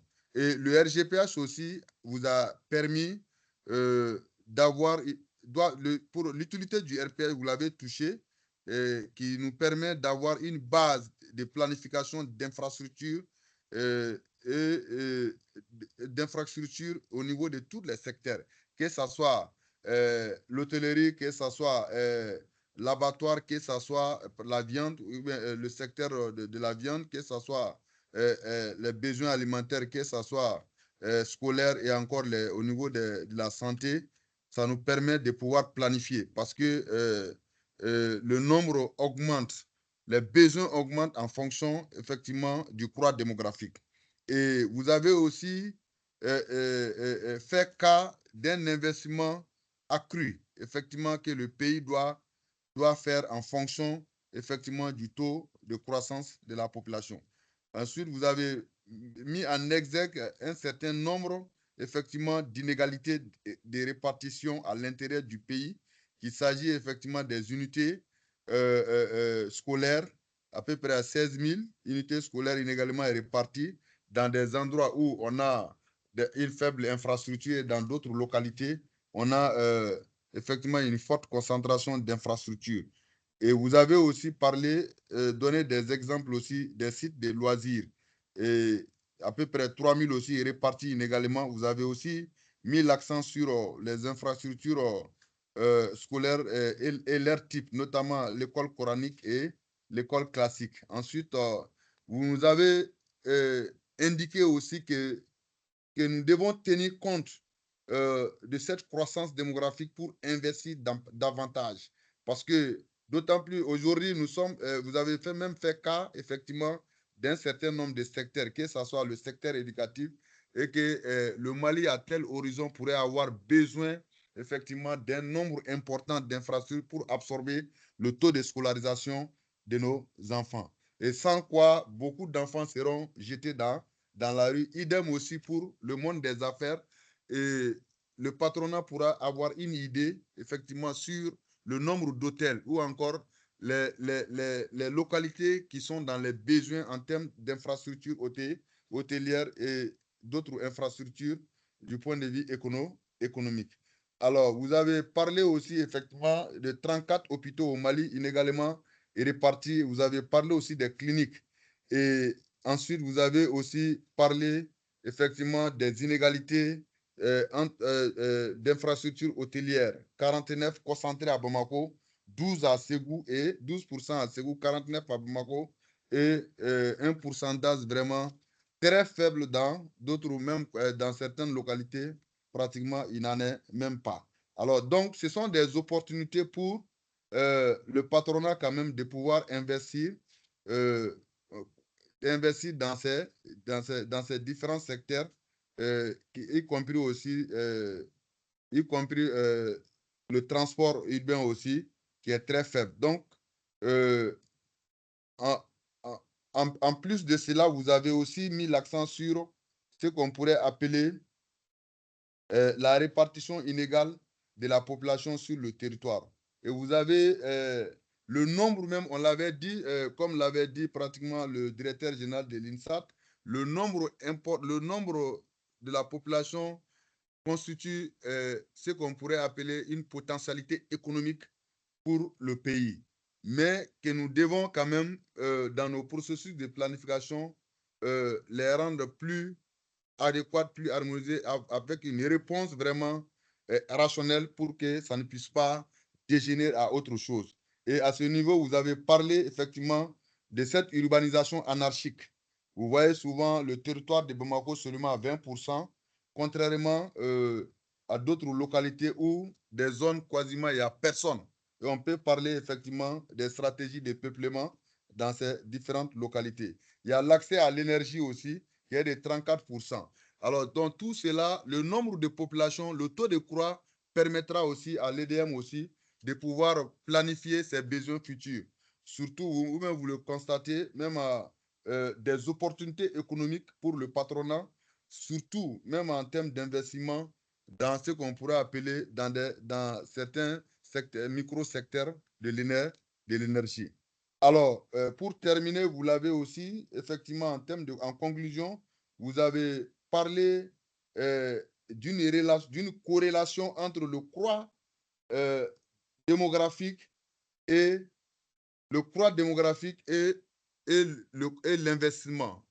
D'autant plus, on a un taux de croix élevé, nous devons s'attendre à des investissements énormes aussi dans tous les secteurs vitaux de l'homme. Et je pense que c'est ce qu'on retient quand même de votre présentation. Ça, c'est, comment on appelle, de façon condensée, ce que j'ai pu quand même comment on appelle, retenir de votre présentation sans que ça ne soit exhaustif. Et je voudrais terminer en vous disant vraiment merci encore, professeur Massa Koulibaly, pour nous avoir vraiment donné tous ces éléments. Je pense que vous constituez aussi un laboratoire important pour le pays, et là où le patronat pourrait quand même puiser beaucoup d'éléments, surtout en lien avec, avec les secteurs qui les concernent en termes d'investissement, parce que vous exploitez davantage les données démographiques, et les données démographiques qui constituent aussi ce qu'on pourrait appeler le fondement même de l'investissement économique. Et c'est ce que vous l'avez démontré durant votre présentation. Merci encore, professeur Massa Coulibaly. Et nous allons sans tarder passer aux questions et réponses. Aux questions et réponses, pratiquement, il s'agit du public, questions du public que le public va adresser aux panélistes. Nous allons prendre quelques questions adressées aux panélistes. Alors, donc, ceux qui ont des questions à poser peuvent quand même demander, demander pour qu'on puisse les... Voilà. OK, on a dans un premier temps M. Diawara. M. Diawara, Monsieur Diawara, vous avez la parole.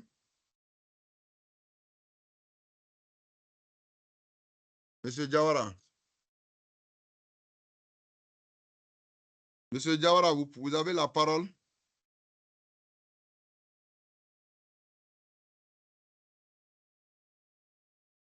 Monsieur Diawara.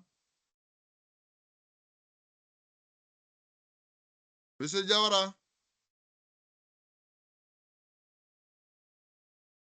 Modérateur, alors, oui, il va venir. Nous sommes en train de débloquer son micro. OK. Alors, donc, il est temps que vous débloquez pratiquement tous les invités. Hein? Parce que ceux qui veulent poser des questions vont lever le doigt et puis on va les donner là. Ensuite, qui avait levé le doigt tout de suite, c'était qui?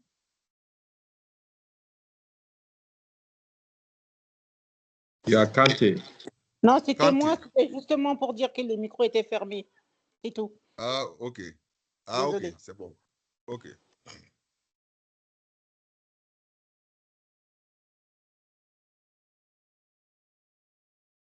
Monsieur Diawara, vous devez ouvrir votre micro. Vous avez le droit d'ouvrir votre micro maintenant. Vous pouvez ouvrir votre micro. Ah, mais est-ce qu'on n'a pas chose entre-temps, si monsieur Daniro a quelque chose à dire en 2-3 minutes, ça peut aller sur les impacts des données sur les initiatives de développement local. Monsieur Daniro?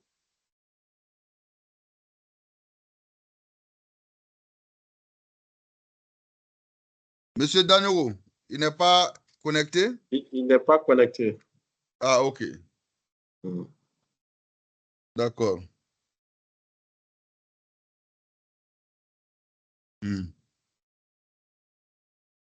Monsieur Sempara a demandé la parole, son micro. Merci. Je remercie les intervenants.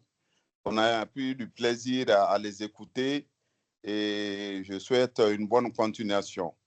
Alors, ma première question s'adresse au directeur général de l'INSAT. Il semble nous rassurer que le fait que le recensement ne soit pas cyclique et exhaustif, en République du Mali, ils ont des techniques de correction. Donc, j'aimerais avoir des précisions sur ces techniques de correction parce que par nature, pour que le recensement ait de bons résultats, il faut non seulement observer et respecter rigoureusement le caractère cyclique et le caractère exhaustif, mais à cause des événements que nous comprenons aussi, d'instabilité, avec tout ça, je constate que les efforts ont été fournis de leur part et qui nous donnent les techniques qui peuvent nous rassurer ou quelle est leur stratégie à la matière. Donc, je profite de mon intervention pour remercier toutes les parties prenantes. Merci, au revoir.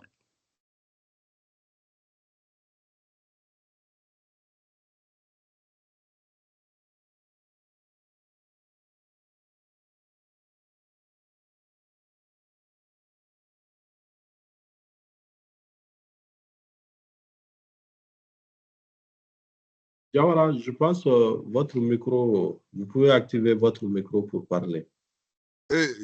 Bon, Sempara, vous pouvez poser votre question ou bien Sempara? Allô, vous m'entendez? Oui, on vous entend. Voilà, je dis que je remercie tous les intervenants et pour la qualité. Je souhaite que de tels débats continuent pour éclairer les antennes comme on a l'habitude de le dire. Ma première question s'adresse au directeur général de l'INSAT, qui nous donne l'assurance que malgré que les recensements ne sont pas cycliques et exhaustifs au Mali, ils ont pu trouver des techniques qui leur permettent d'avoir de bonnes données, quoi. Je souhaiterais qu'ils nous parlent de ces techniques-là. Je vous remercie. OK. Suivant, qui a la main levée encore?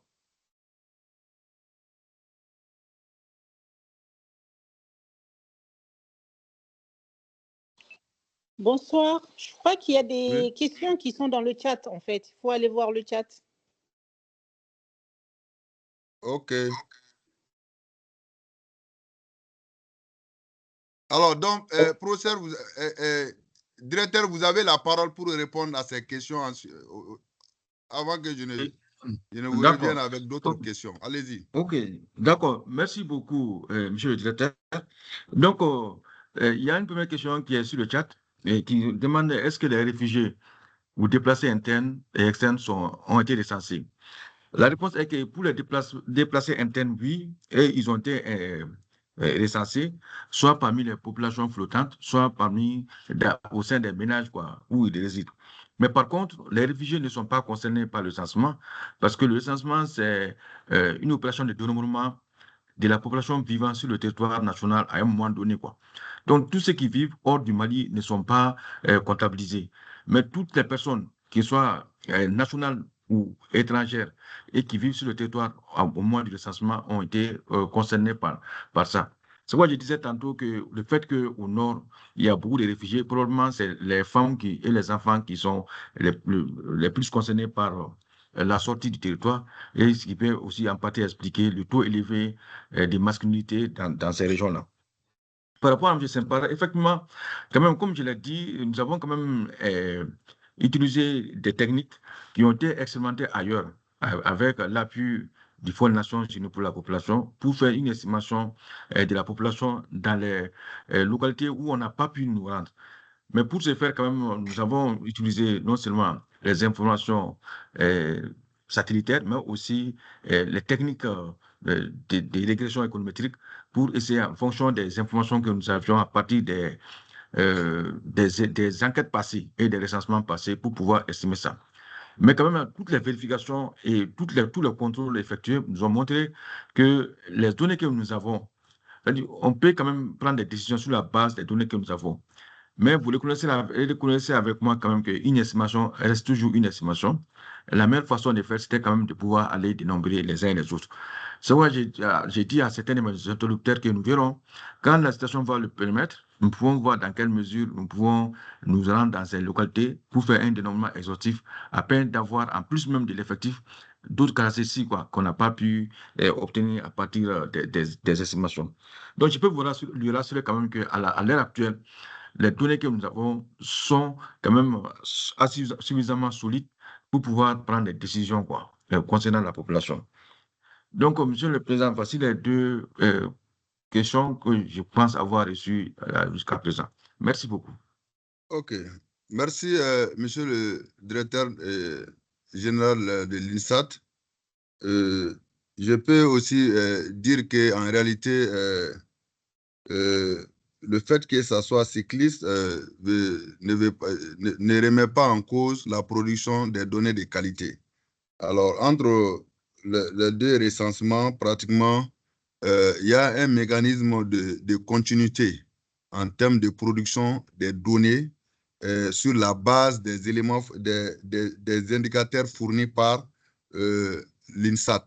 Il s'agit quand même du taux de mortalité, le taux de natalité et le taux de migration et la population aussi pratiquement, qui sont des données d'input effectivement pour la Direction nationale de la population, qui permet à cette structure de pouvoir chaque année donner effectivement, comme on appelle, le nombre de populations, et surtout par sexe et par structure, par âge, et même souvent certains indicateurs. Et il y a aussi des enquêtes aussi, effectivement, entre les deux recensements que l'INSAT aussi fait, qui contribuent aussi à donner encore, à bien orienter encore les prises de décision sur ce qu'on pourrait appeler les données démographiques, qui sont des enquêtes périodiques aussi faites par l'Institut national de la statistique. Et les projections pratiquement sont faites aussi sur la base même du recensement, et c'est ce qui nous permet de pouvoir en un temps X, effectivement, un temps 0 vers un temps X pour estimer effectivement combien de personnes nous serons dans 10 ans, dans 20 ans, dans 30 ans. Et je pense que c'est ce mécanisme de projection que nous disposons qui nous a permis de maintenir le cap en termes de production des données jusqu'à ce qu'on ait effectivement le recensement de 2022. Parce qu'il est supposé être exécuté en 2019, mais compte tenu de beaucoup de choses, c'est pour cela que dans mes propos, j'ai voulu quand même vous inviter en tant que patronat aussi à vous occuper de la production des données, qui est un élément important. Dans un pays, tous les secteurs marchent avec les données. Sans données, on est désorienté. Donc, nous pensons qu'en réalité, ce webinaire va vous permettre, effectivement, en termes de... C'est comme pour nous aussi une séance de plaidoyer à l'endroit de vous, les opérateurs économiques, pour pouvoir prendre en compte cette opération importante, pas seulement pour les gouvernants, mais pour vous en tant que patronat, qui est aussi ce qu'on pourrait appeler une entité importante du pays, parce que c'est vous qui générez l'emploi, c'est vous qui générez pratiquement, comment on appelle, les besoins vitaux des communautés, des populations. Alors donc, vous êtes déterminant quand même dans la consommation des données statistiques. Alors donc, s'il n'y a pas autre chose, s'il n'y a pas d'autres questions, on va... Est-ce qu'il y a d'autres questions? S'il n'y a pas d'autres questions de compréhension? Bon, s'il n'y a pas d'autres questions, je pense qu'on va... On va partir avec la dernière partie qui est ce qu'on pourrait appeler peut-être quelques recommandations. Alors donc, en termes de conclusion, est-ce que vous en avez? Docteur Sougané. Docteur Sougané et professeur Massa. Oui. Ok, d'accord. Donc, monsieur le directeur, bon, je crois que vous avez suffisamment marché sur le maintenant. Je tiens quand même à remercier encore une fois le patronat pour cette belle initiative, vraiment qui concourt à mieux diffuser les données du recensement et aussi à mieux comprendre l'importance des statistiques, quoi. Comme vous l'avez suffisamment dit, vraiment, je vais vous demander l'autorisation de faire une petite digression en dehors même du RGPH pour dire au patronat que nous avons aussi réalisé le recensement général des unités économiques où les données sont disponibles et qui peuvent vraiment servir aussi à mieux comprendre le tissu économique du Mali, quoi. Et les demander parce que, nous, comme vous l'avez dit, nous menons aussi des enquêtes périodiques, surtout au niveau des structures, des entreprises. C'est pour un peu voir l'état de la conjoncture, voir un peu aussi comment la conjoncture économique évolue et informer les utilisateurs par rapport à cet état de fait, comme nous le faisons avec les prix. Donc, vraiment, voir un peu, demander l'appui du patronat afin de sensibiliser les entreprises à mieux répondre à nos questionnaires, ce qui va nous permettre quand même à les aider à mieux comprendre la conjoncture économique et aussi à prendre des actions nécessaires pour moins atténuer les effets négatifs de cette conjoncture, quoi. Encore une fois, vraiment, je tiens à vous remercier, vous aussi, monsieur le directeur, pour vraiment la modération, et aussi le professeur Massa pour vraiment toute l'utilisation qu'il est en train de faire des données du recensement, et dire aussi que nous sommes ouverts à tout le monde pour pouvoir mieux valoriser ces données afin qu'elles puissent servir à la prise de décision, aussi bien publique que privée. Encore une fois, merci beaucoup et je reste à votre disposition. OK, merci beaucoup, monsieur le directeur général de l'INSAT. Mais professeur Massa Koulibaly, si vous avez quelque chose à dire. Oui, s'il vous plaît. OK, merci allez-y. beaucoup. Merci beaucoup, monsieur le modérateur. C'est juste question de remercier tout le monde, particulièrement le CNPM. C'était une première pour moi de participer à un webinaire. Je crois que c'est une très, très bonne initiative qui devrait pouvoir se poursuivre. La recommandation que moi je ferais, c'est, je plaide un peu comme mon prédécesseur, c'est qu'en règle générale au Mali, jusqu'à une période récente quand même, la recherche était financée par l'extérieur. Il y avait très peu de financement local en direction de la recherche. Je crois qu'il faut que le secteur privé participe aussi à inverser cette tendance-là pour les prises de décision, aussi bien les décisions publiques que même les décisions au niveau des entreprises et au niveau des fêtières des entreprises. Il faut des évidences. Et les évidences, on ne peut les obtenir qu'en faisant de la recherche. Dieu merci, on a déjà de grosses bases de données disponibles au niveau de l'INSTAT qui permettent de faire une recherche de qualité et qui permettent donc de mieux orienter, de mieux guider la décision dans notre pays, que la décision soit celle, encore une fois, celle des entreprises ou celle de l'État. Vraiment, ça, c'est un plaidoyer important que moi je fais. Parce que si on ne finance pas localement la recherche, si la recherche au Mali reste juste sur le financement extérieur, avec tout ce qu'on connaît comme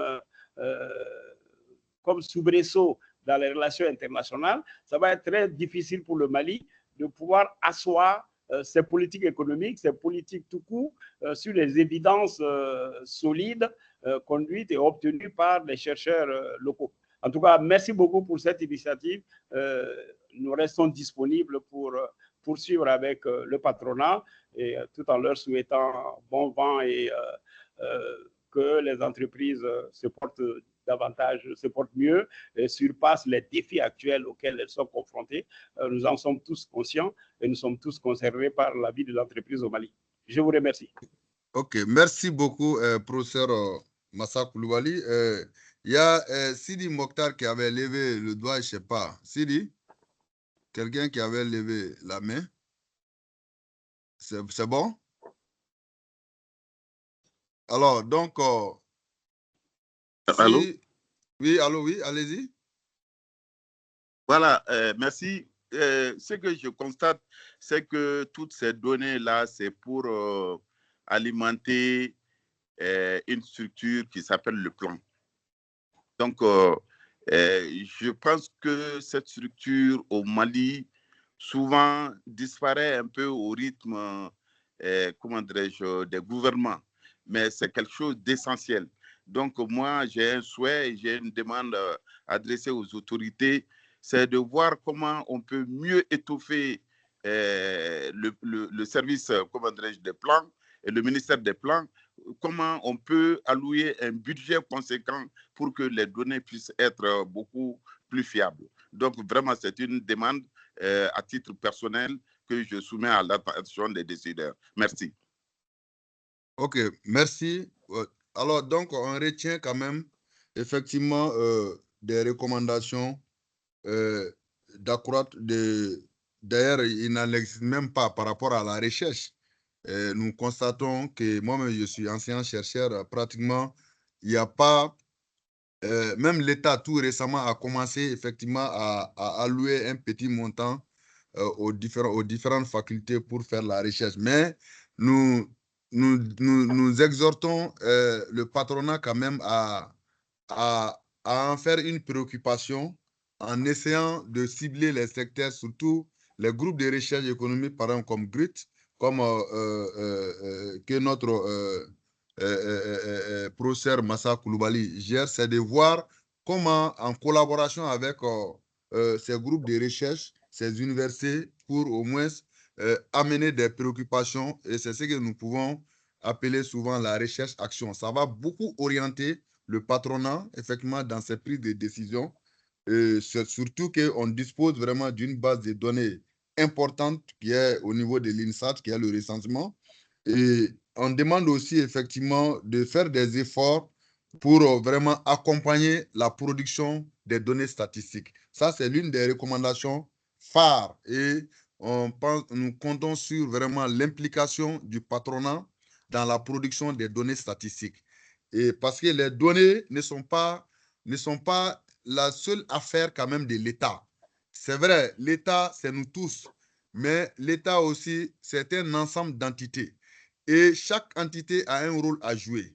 Et le rôle que le patronat a à jouer quand même dans le fonctionnement de l'État est tellement important que si le patronat en réalité n'a pas de données en termes d'orientation de ses décisions, c'est comme si le pays est en train de marcher aveuglément. Et ce n'est pas important. Nous pensons que le patronat doit désormais prendre conscience et effectivement comprendre que la production des données, c'est son rôle. C'est-à-dire qu'il doit investir. Peu importe la qualité, la quantité des ressources, elle doit quand même faire des efforts pour pouvoir apporter un minimum de soutien quand même au service de production des données, que ce soit l'INSAT, que ce soit les groupes de recherche au niveau des universités, que ce soit la Direction nationale de la population, et d'autres structures pratiquement qui sont au compte du schéma directeur de la statistique. Ensuite, il y a aussi ce qu'on pourrait appeler une dernière recommandation, c'est-à-dire troisième recommandation, qui est de demander à l'État de maintenir, c'est-à-dire de ne pas, d'éviter la volatilité des structures de planification.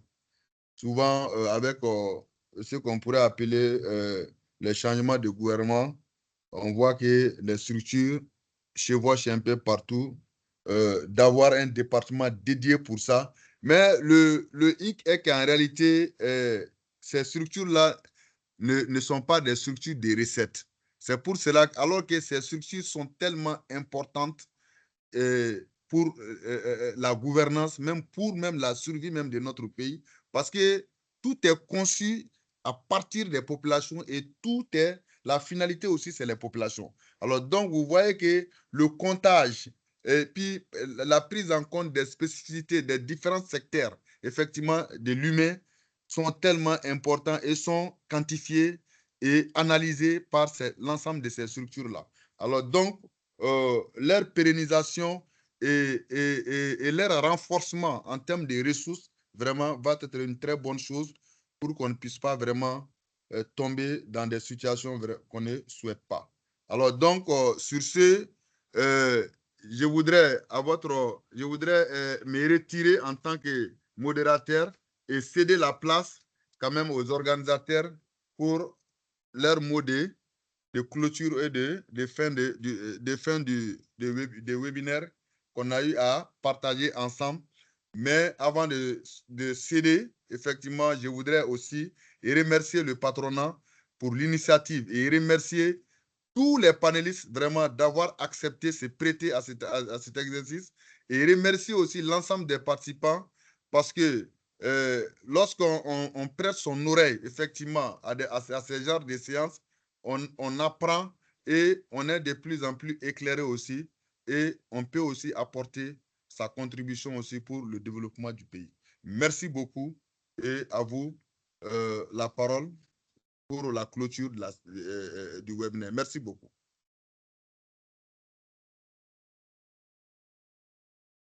Ayouba? Oui, merci, Oui, monsieur voilà, le modérateur. Ok. Merci, monsieur le modérateur. Madame Keita? Madame Keita? OK. Oui, donc, Ayouba. Voilà, donc, on vient de finir la deuxième partie. Maintenant, il reste pour les mots de remerciement. D'accord. Le vice-président est en ligne, M. Danyoko. Monsieur Sidi. Non, mais c'est pas grave. Sidi n'est pas en ligne, mais il y a Cheikh Kamala. D'accord, mais c'est pas grave du tout. Vraiment, nos sincères remerciements à tous les participants, aux modérateurs pour la conduite donc, de ce webinaire. On a été vraiment suffisamment bien édifiés. Ça montre encore l'intérêt que les uns et les autres portent au sujet. Alors, merci beaucoup à vous tous et à une prochaine édition. Merci. Merci. OK, merci beaucoup. Bye. OK, merci, au revoir. Merci, au revoir. Mm.